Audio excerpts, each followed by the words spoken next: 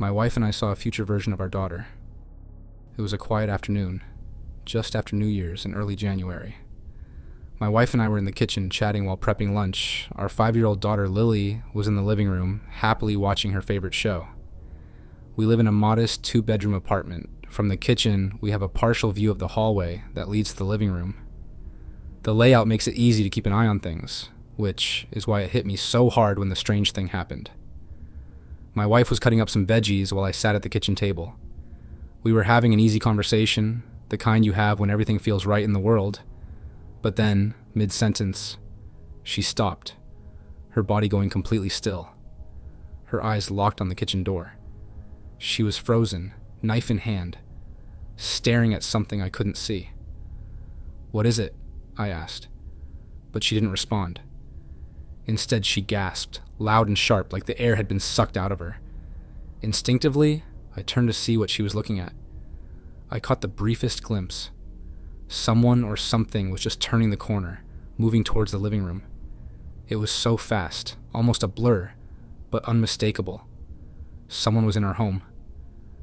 I panicked. My first thought was that a stranger had somehow broken in, and my little girl was alone in the living room with them. Without hesitation, I grabbed the nearest knife and shouted for my wife to call the police. I sprinted down the hallway, heart racing, knife in hand, ready to confront whoever or whatever was there. I burst into the living room, expecting the worst, but it was just Lily, sitting on the couch, eyes glued to the TV, blissfully unaware. She turned to me with that sweet, innocent expression and asked, "Daddy, what's wrong?" I must have looked insane, standing there with a knife, out of breath, wide-eyed. Trying to play it off, I forced a smile and asked, "Did anyone come in here, honey?" She shook her head confused. "No, just me." I searched the room, looked behind the couch, checked every corner. Nothing. The windows were closed and were on the 3rd floor. If anyone had tried to escape, they'd have fallen 3 stories. I tore through the rest of the apartment. Nothing. No signs of a break-in, no open doors, no disturbed furniture. It didn't make sense.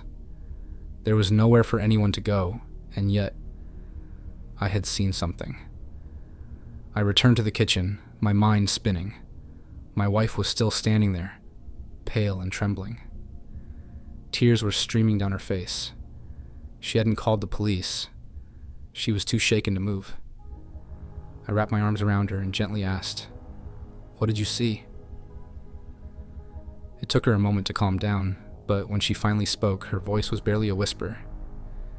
She told me she had seen a woman, a tall woman, wearing a floral dress and high heels, walk across the corridor.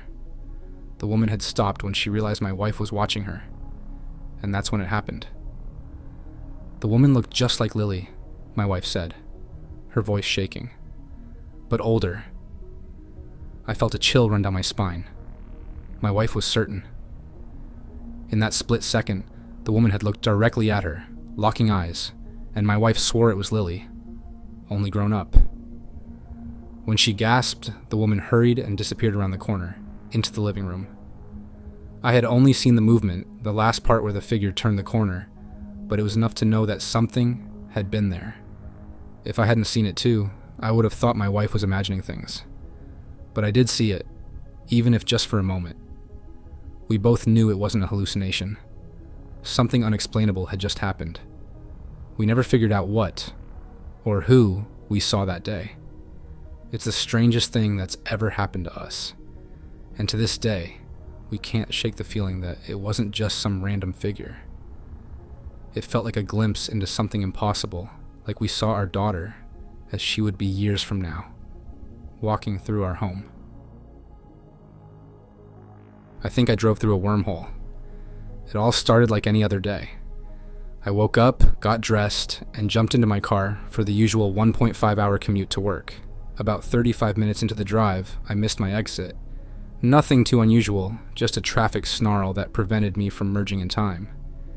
No big deal, I thought, letting my GPS recalculate.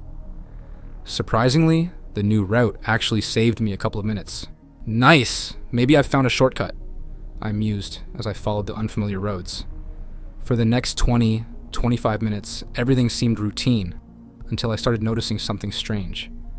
I turned onto a road that felt oddly familiar, though I couldn't place why. At first, I brushed it off, assuming I had driven through there once before. But as I kept going, a sinking feeling hit me. I was on a road that connected to my street, the one where I lived. That made no sense. I had missed one exit. How was I suddenly driving toward home?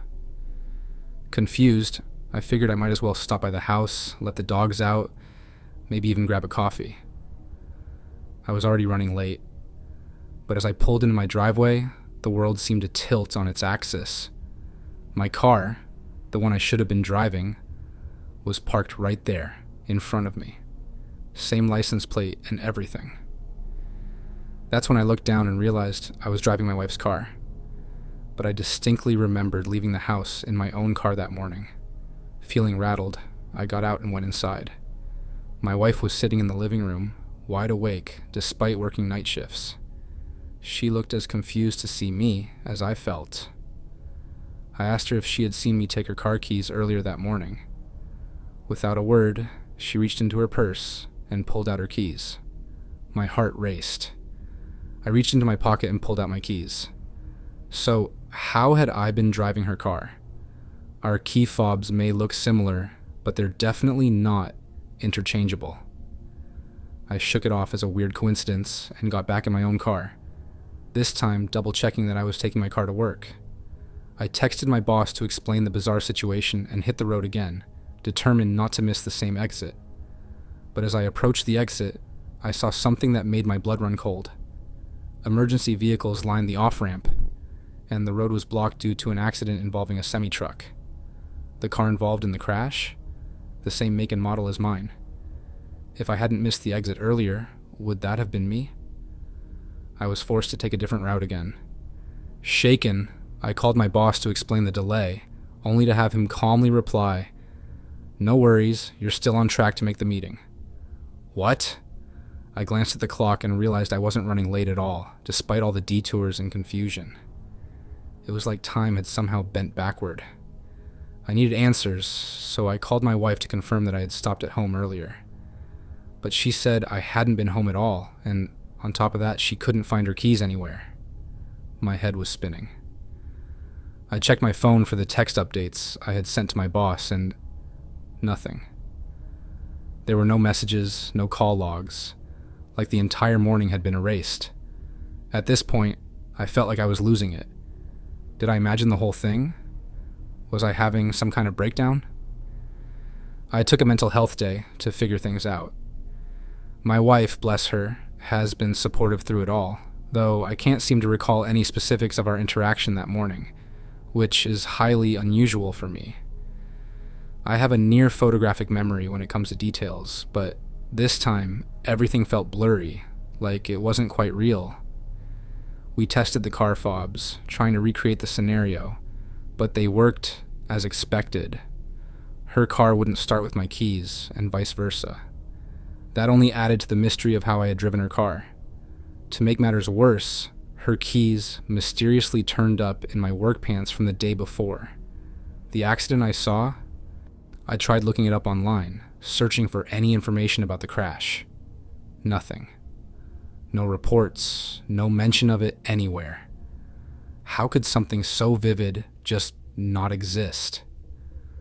I retraced my route, but none of the exits I took connected back to my house. They didn't even seem to line up with where I should have been heading. It's as if I took a path that wasn't really there. I can't explain any of this logically. I've tried to write it off as a vivid daydream or a disassociative episode, but it feels too real. Maybe I did drive through a wormhole. Maybe I crossed into some parallel universe where time and reality got a little tangled. I don't know. But what I do know is that I haven't felt the same since that day. It's as if I briefly slipped out of my own life, only to come back and find things slightly off. And I can't shake the feeling that I narrowly avoided something terrible, something that wasn't meant for me. I'll keep investigating, but right now, I'm just trying to hold on to the fact that I made it home safe, even if I don't quite understand how. A town that doesn't exist. I've lived in rural southern Appalachia my entire life, so there isn't much around here that surprises me. I know these roads, these valleys, and these mountains like the back of my hand. Yesterday, though, I came across something that has left me questioning everything I thought I knew about this place. I was driving over to the next county to check out a lawnmower someone was selling. It's not far, and I've made the trip more times than I can count, although it had been over a year since my last visit. As I drove along the familiar country roads, something caught my attention. Up ahead, there was a town where there shouldn't be one. At first, I thought I was mistaken. There's a small community in that area, a handful of houses, and an old general store. Everyone around here calls it Minneapolis. But what I saw was a full-fledged town. There were stoplights, a bustling main street with storefronts stretching for what felt like an entire block, and buildings that looked brand new. I was so startled, I just stopped in the middle of the road. It felt wrong, impossible even. Like someone had dropped a fully functioning town in the middle of nowhere overnight. After a few moments of trying to process what I was seeing, a car behind me honked, snapping me out of my daze. I pulled into a parking space along the sidewalk and got out to get a better look. The strange thing was, everything about the town was pristine. Clean sidewalks, polished windows, brick buildings without a hint of wear and tear. It didn't match the look of the small, run-down towns that dot this region. Towns that saw their peak in the 50s and 60s, but have since fallen into decay. This place was like a postcard, perfectly preserved in time. People were walking around dressed like normal folks, jeans, t-shirts, work boots. They had the look of the locals, weathered and sturdy, folks who've spent their lives working hard, sun-beaten and aging faster than their years. The cars lining the street weren't anything unusual either, mostly newer models, but nothing too fancy, the kind you'd see in any small town. I felt a pull to explore more, to figure out where the hell I was. So, I walked into a little cafe on the corner. Cream of the Crop Cafe, the sign said. Inside, it looked like every other little diner in these parts. Booths along the windows, tables scattered across the floor, a bar top with a register, and a kitchen in the back. The walls were lined with cheesy posters of James Dean and Marilyn Monroe, like they'd been there since forever. I walked up to the girl behind the counter. She looked like she'd been plucked right out of this area, too. Young, friendly, maybe a little confused as to why I looked so out of place. I asked her, "Where am I?" She gave me this puzzled look, like the question didn't make any sense. "Minneapolis," she said. "Minneapolis," I asked, trying to keep calm. "When did they build all this?" Now she was really confused. "I don't know, the 1800s, I guess." That was all I could handle. I muttered something like, "Thanks," and hurried out the door. I got back in my truck, heart racing, and drove off toward the place where the lawnmower was waiting. An hour later, after checking out the lawnmower, I drove back through the same stretch of road. And there it was. Minneapolis. Like I've always known it. A couple of houses, an old general store. No stoplights. No cafe. No town. It was as if the place I'd seen earlier had vanished into thin air, leaving behind the sleepy little hamlet that's always been there. I haven't been able to shake the feeling of what I saw. This wasn't a dream. I've never been prone to hallucinations, and everything else about my day was perfectly normal. But this town, this thriving, immaculate town that only existed for a brief moment in time, it was real. I walked its streets, saw its people, and even had a conversation in a cafe that no longer exists. I don't know what I stumbled upon that day. Maybe it was some kind of glitch in reality, a slip through time, or a glimpse into a place that's long since faded away. But whatever it was, it shook me to my core. I've never seen anything like it before, and I don't know if I ever will again. But I'll tell you this, if I ever drive through that area again, I'll be paying a lot more attention, because I'm not sure I'll ever stop looking for that town that shouldn't exist. Something really strange happened today. I was running late for work this morning, and my wife was home taking care of our 1-year-old, who's been down with a nasty cold. She asked if I could quickly swing by the Walgreens near our house to grab some cough medicine. I was already in a rush, but didn't want our little guy to go without the medicine, so I agreed and headed over as fast as I could. We stayed on the phone as I drove, and as I pulled into the busy Walgreens parking lot, she was reminding me of the exact brand I needed to get. The street outside was packed with cars, and as I was walking toward the entrance, I saw a woman struggling to get her screaming toddler into the back seat of her car just outside the store. I glanced at my phone to check the time, and that's when everything took a turn for the weird. The moment I stepped through the sliding doors, my phone shut off and the call dropped. I figured it was just bad reception, but then I noticed something else. The entire store was empty. The lighting was off too. Harsh, cold fluorescent lights humming overhead, casting a sterile glow on the empty aisles. There was no one at the front counter, no one shopping, no one at all. I turned back toward the entrance to see if anyone else was coming in, and that's when I realized the street outside was completely deserted. The packed parking lot, the woman with the screaming kid, all of it was gone. Not a single car in sight. I was starting to feel like I'd walked into some kind of horror movie. I even called out, "Hello?" a couple of times, but the only response was silence. At this point, my gut was telling me something was seriously wrong. So I reached for my phone to record what was happening, thinking no one would believe me otherwise. But my phone wouldn't even turn on. Completely dead. Feeling a little panicked, I turned a corner down one of the aisles, and just like that, everything snapped back to normal. The store was suddenly filled with people again. The lighting had returned to its usual warm glow, and I could hear the faint sound of music playing overhead. I looked up toward the front of the store, and there was someone checking out at the register, just like nothing had ever happened. My phone buzzed back to life, and my wife was calling again. She asked what had happened because the call had just gone silent for her too. She'd tried calling back, but kept getting a call failed message. I stood there, still trying to make sense of it all, and finally realized there was nothing I could do but get the medicine and move on with my day. I don't know what that was, some glitch in the Matrix, a bizarre coincidence, or maybe even a slip into some kind of parallel universe, but it was one of the strangest things I've ever experienced. And honestly, I didn't know who else to tell. The customer is a completely different person. I've been working as a bank teller for a while, so you get used to the usual day-to-day interactions with customers. But what happened recently has left me questioning everything. A few weeks ago, an elderly black woman came in to do a transaction, and I made a small error on her account. Nothing major, but enough that I felt the need to call her after she left to apologize and let her know I'd corrected it. She was really kind about it, and we talked for a minute before I assured her everything was fixed. I even made a note about the incident in her file, so it was all properly recorded. Standard procedure. Fast forward to last week. An elderly white woman comes in. Her name rings a bell, but I don't think much of it until I look up her account. And then it hits me.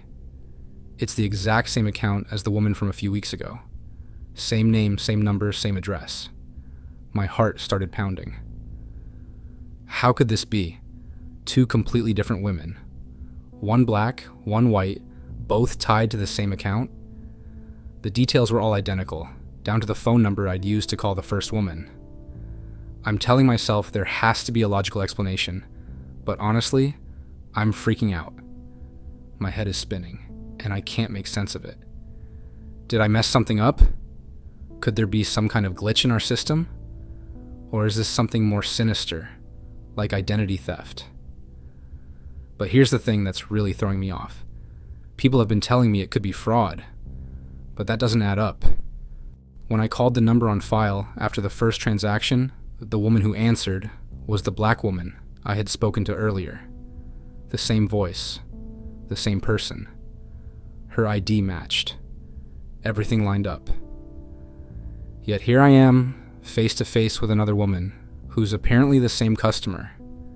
It's like I've slipped into some weird alternate reality. I'm definitely reporting this to my manager on Monday to investigate potential fraud or a major system error. But until then, I can't shake this uneasy feeling that something's seriously off. Weirdest incident of my life, and I still can't explain it to this day. This happened years ago during a small road trip with two of my friends. We were driving across state lines to drop one of them off at home. It was late at night, pitch black outside, and there was no moonlight. We were cruising down a lonely stretch of highway with no other cars in sight. Pretty normal so far, but we were running low on gas, so we pulled into a gas station, filled up, and got back on the road. And that's when things got weird. We had a cheap, unreliable radio clock, the kind that would randomly die on us, and I remember glancing at it and seeing it was nearly 2 a.m. We'd been on the road for maybe half an hour when we hit a dense patch of fog. At the same time, the radio started glitching, and then just like that, it died completely. We didn't think much of it. The destination was only about 2 hours away, so we figured it wasn't a big deal. We kept driving, chatting to pass the time, but as the minutes turned into hours, things started feeling off. 2 hours passed, but we hadn't seen a single car, streetlight, or even a gas station. Just nothing. Only this thick, unrelenting fog hanging around us. It felt like we were driving through some sort of void, completely isolated from the world. We started wondering if we had gotten lost. We tried fiddling with the radio to get it working again, but it was dead as a doornail. Another hour passed. By this point, we were all feeling uneasy, and then out of nowhere, we spotted lights in the distance. Relief washed over us as we realized it was a gas station. But as we pulled in, the fog lifted and everything clicked into place. This was the same gas station we'd stopped at earlier. The same pumps, same layout, everything. It was like we had just driven in a huge circle, even though we hadn't made any turns. And as if that wasn't weird enough, the radio suddenly came back to life the moment we parked at the station. I checked the clock again, and it read 3 a.m. But that didn't make sense. We had been driving for much longer than an hour. It felt like time had warped, like something was messing with our perception of how long we'd been on the road. We tried to reason it out. Maybe we had somehow driven in a circle without realizing it. Maybe this wasn't the same gas station, just one that looked identical. But deep down, we all knew it was the same one. There was no fog when we left, and the rest of the drive was smooth. No strange events, no time lapses, just 2 hours straight to my friend's place, as originally planned.